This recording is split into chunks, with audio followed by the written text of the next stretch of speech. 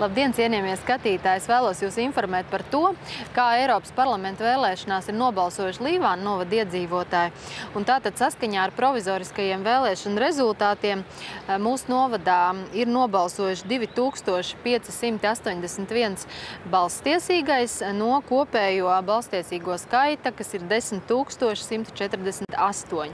Kā visur Latvijā, arī pie mums aktivitāte nav bijusi pārāk liela, bet pirmajā vietā mūsu novadā ir partija Vienotība, un visvairāk balsu ir atdots par bijušo premjeru Valdi Dombrovski. Otrajā vietā Eiropa parlamenta vēlēšanās Zaļo zemnieku savienība Līvānu novadā, un visvairāk balsu par Andri Bērziņu.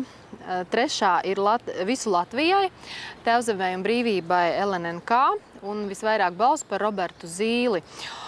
Un ceturtajā vietā Sociāldemokrātiskā partija Saskaņa, tāpat kā Latvijā, visvairāk balsu par Andreju Mamikinu. Tie ir vēlreiz uzsveru provizoriskie vēlēšanu rezultāti. Paldies visiem vēlētājiem, kas balsoja 8 mūsu novada iecirkņos. Bet runājot par šonedēļ, atgādinu, ka vēl šonedēļ jūs varat iesniegt pieteikumus apbalvojuma Līvānu goda pilsonis izvirzīšanai. To skatīs deputāti nākošā mēneša sēdē. Lai iesniegt šo pieteikumu, ir jāsavāc vismaz 10 iedzīvotāju paraksti par kādu Līvānu novada cilvēku, kas būtu pelnījis šo apbalvojumu.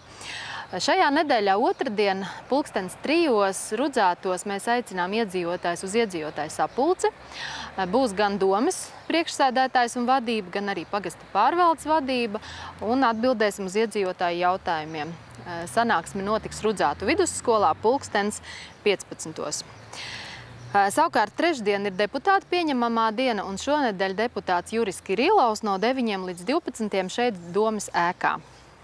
Šajā trešdienā gan Turkos, gan Sutros tādas radošas darbnīcas, piemēram, Sutros pērļu rotu darināšanas darbnīca, sākums 11:00, savukārt Turkos būs praktiska nodarbība kopā ar fizioterapeitu Jānu Sondoru, un sākums 14:00 trešdien.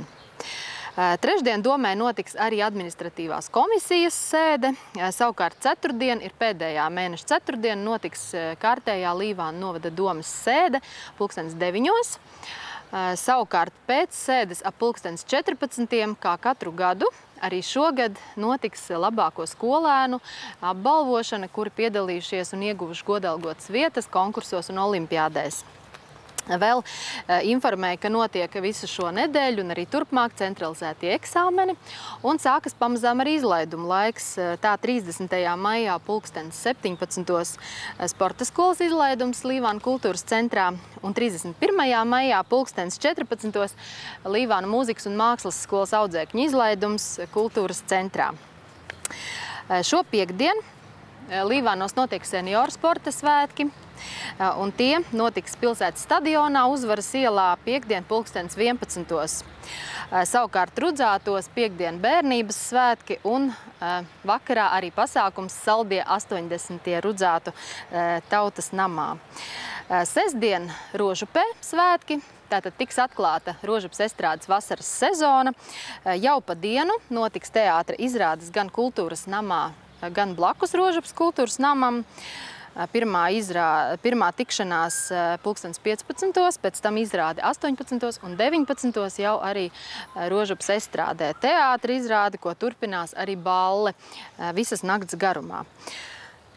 Sestdien arī senioru atpūtas pēcpusdienu Turku sajieta namā, un tur seniori pulcēsies 12:00. Bet svētdien, kas jau ir 1. jūnijas, uz koncertu aicina vokālās studijas Purgaliņas. Koncerts notiks svētdien 16:00 Līvānu kultūras centrā. Lai jums saulaina šī nedēļa un uz tikšanos jau jūnijā!